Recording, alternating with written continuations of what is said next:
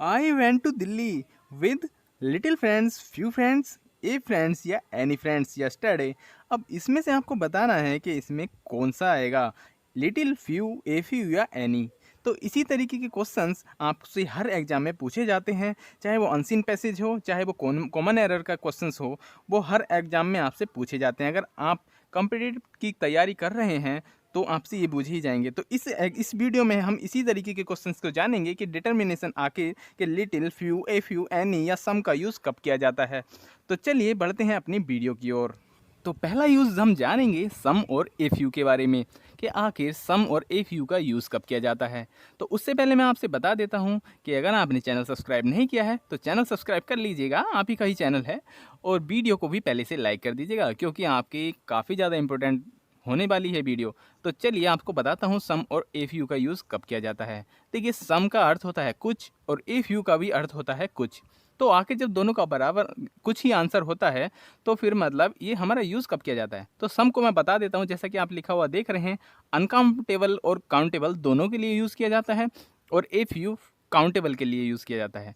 तो फिलहाल हम अनकाउंटेबल को तो छोड़ देंगे, वो बाद में बात करेंगे, लेकिन काउंटेबल के लिए हम यूज़ करते हैं क्योंकि ए फ्यू का यूज़ काउंटेबल में होता है, तो हम इसलिए काउंटेबल के बारे में यूज़ करेंगे।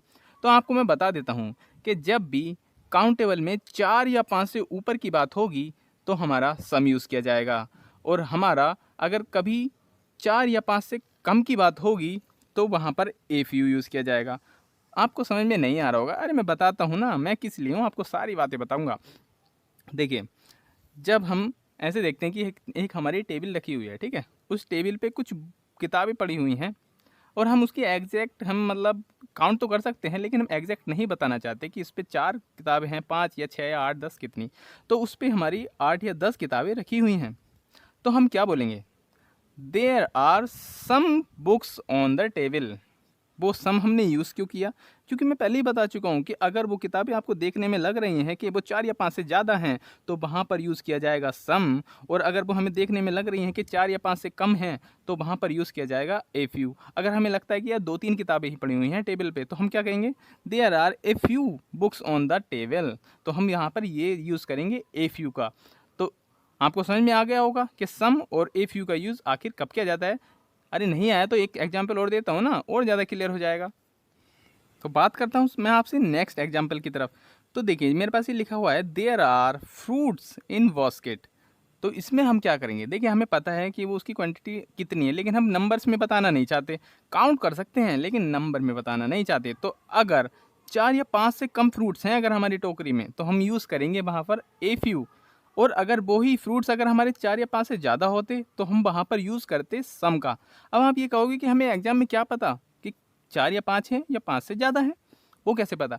तो उसके लिए मैं बताता हूँ कि जब एग्जाम में हमसे क्वेश्चन पूछा जाता है तो वो हमारा बिल्कुल क्लियर कर दिया जाता है कि आखिर वहाँ पर 4 या 5 हैं या 4 या 5 से ज़्यादा हैं। तो वो आपको इस तरीके से क्वेश्चन दिया जाएगा कि आपको आराम से पता चल जाएगा, वो क्लियर आपको बता देगा कि इसमें आपके इतने फ्रूट्स हैं। तो आप आराम से उसमें डिटरमाइन कर पाएंगे, क्योंकि इसका मतलब ही होता है डिटर्मिनेशन। तो आप आराम से डिटरमाइन कर पाएंगे कि इसमें ए फ्यू आएगा या सम आएगा। तो ये लेकिन समझने वाली बात है, आपको ये इतना पहले से ही पता होना चाहिए, इसलिए मैंने आपको ये समझा दिया। अब देखिए, अनकाउंटेबल में सम यूज़ किया जाता है, वो कब किया जाता है, अरे आप वेट तो कीजिए, वो भी आपको बताऊंगा। अभी फ़िलहाल हम कुछ और वर्ड्स के ऊपर बात करेंगे। तो पहले हम लेकर आते हैं ए फ्यू और फ्यू के बारे में। तो अब इसका यूज़ कहाँ किया जाता है, मतलब हमने पढ़ लिया कि ए फ्यू तो हमने यूज़ पढ़ लिया, लेकिन हम फ्यू का यूज़ कब करेंगे। अरे वो मैं आपको बताता हूँ। देखिए, फ्यू का मतलब होता है कुछ, ए फ्यू का मतलब भी होता है कुछ। वो काउंटेबल में फ्यू जो होता है काउंटेबल में यूज़ किया जाता है जब 4 या 5 से कम हो, और ए फ्यू जो होता है वो भी काउंटेबल में यूज़ किया जाता है, लेकिन जब वो 4 या 5 से कम हो। अरे नहीं, आपने गलत नहीं सुना, दोनों का मतलब सेम है। दोनों के लिए मैंने बिल्कुल कुछ बोला है और काउंटेबल ही बोला है, 4 या 5 से कम ही बोला है। लेकिन इसमें जो डिफरेंस है वो मैं आपको बताऊंगा, सारा सब समझा दूंगा। और अगर आपको अच्छा लगे तो प्लीज़ वीडियो को लाइक ज़रूर कर लेना। देखिए, ये जो हमारा फ्यू होता है ये हमारा नेगेटिव सेंस में यूज़ किया जाता है, और जो ए फ्यू है हमारा पॉजिटिव सेंस में यूज़ किया जाता है। आपको ऐसे समझ में नहीं आ रहा होगा, एग्जाम्पल से मैं आपको बताऊंगा। देखिए, आपके यहाँ कोई फंक्शन है, ठीक है, आपके यहाँ कुछ फंक्शन है और आपके वहाँ पर पैसे खर्च हो रहे हैं कुछ। तो क्या होगा, अगर कोई आपसे पूछने आता है, आपके आपके घर का ही कोई बंदा पूछने आता है कि अरे आपके पास कितने रुपए हैं, तो आप क्या कहोगे, अगर हम नेगेटिव सेंस में बोलेंगे तो हम ये कहेंगे यार कुछ रुपए हैं, कुछ ही रुपए हैं बस, यानी कि ख़त्म होने वाले हैं, कुछ ही रुपए हैं बस। ठीक है, अगर हम इसे ही पॉजिटिव में बोलेंगे तो क्या बोलेंगे? बोलेंगे कोई पूछ रहा है कि हाँ अभी कितने पैसे हैं? बोले अरे कुछ रुपए हैं, मतलब कुछ रुपए हैं, पर्याप्त मात्रा में हैं अभी, मतलब अभी हमारा काम हो जाएगा, कुछ रुपए रखे हुए हैं। समझ में रहे हो ना आपको? मतलब तो ये हमारा जो है सेंस के ऊपर डिपेंड करता है कि नेगेटिव है या ये हमारा पॉजिटिव है। ऐसे ही आपको कुछ और बताता हूँ, जैसे आपके एग्ज़ाम होने वाला है, ठीक है? अगर आपको एग्ज़ाम देने के लिए जाना है कहीं पे, तो आप क्या कहेंगे? अगर नेगेटिव में बोलते हैं यार, तो उसमें हम क्या बोलेंगे? कुछ ही दिन है बस जाने के, कुछ ही दिन हैं, मतलब कि आने ही वाला है एग्ज़ाम, बस कुछ ही दिन बचे हुए हैं। लेकिन अगर हम उसे हम पॉजिटिव में बोलेंगे तब क्या बोलेंगे?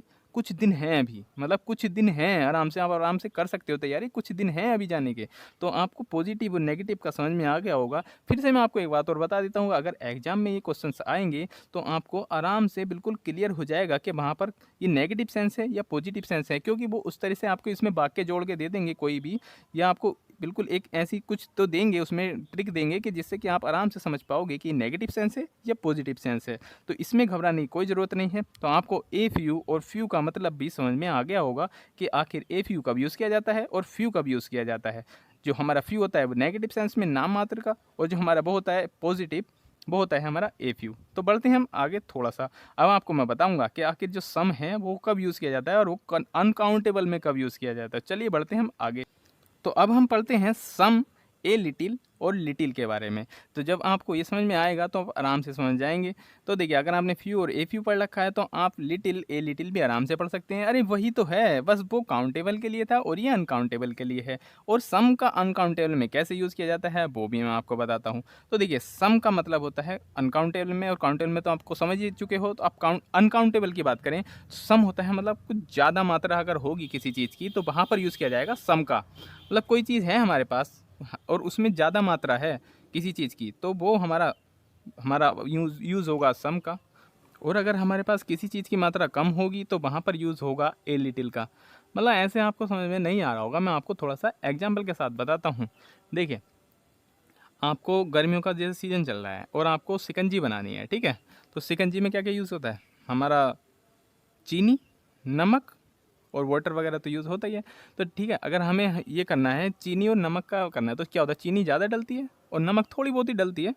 तो उसके लिए हम क्या करेंगे देखिए, तो अब हम उसके लिए एग्जाम्पल से आपको समझाएंगे। देखिए, put some sugar and a little salt in water.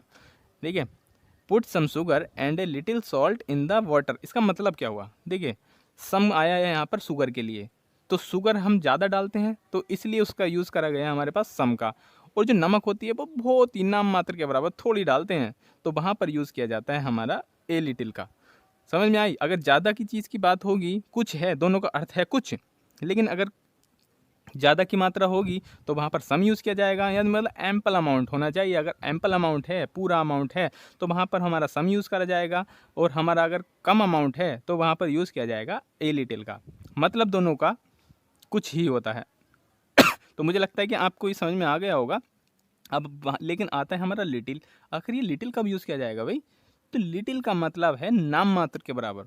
मतलब किसी में उसका अमाउंट तो है थोड़ा बहुत किसी चीज़ में, लेकिन वो बहुत ही कम है, मतलब वो इतना है कि नेगेटिव सेंस दर्शा रहा है। उसके लिए एग्जाम्पल मैं बताऊंगा तो आपको आराम से समझ में आ जाएगा। देखिए, एक ही मैंने एग्जाम्पल लिखा है, there is little hope of my success. मतलब मेरी जो सफलता है उसकी बहुत कम ही आशा है, मतलब बहुत ज़्यादा कम है, मतलब नाम मात्र के बराबर है मेरे सक्सेस होने की। कोई काम हमने जो शुरू किया तो उसमें सक्सेस होने की जो हमारी होप है वो बहुत ही ज़्यादा कम है। तो अगर ऐसा कोई वाक्य होगा तो वहाँ पर लिटिल यूज़ किया जाएगा।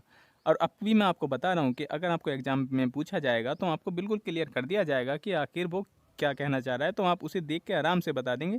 अरे उसके लिए हम एग्जाम्पल करेंगे ना, मैं पिछले जो एग्जाम्पल हैं उनके लिए बात करूँगा, उसमें सारा आ जाएगा हमारा, तो आप टेंशन मत लो। तो इतना समझने के बाद मैं आपको बता देता हूँ कि आपको जो अब मैं कुछ वो आपको एक्सरसाइज कराऊंगा और आपको ये समझने में आ गया होगा। नहीं आया तो आप दोबारा से वीडियो को देख सकते हैं।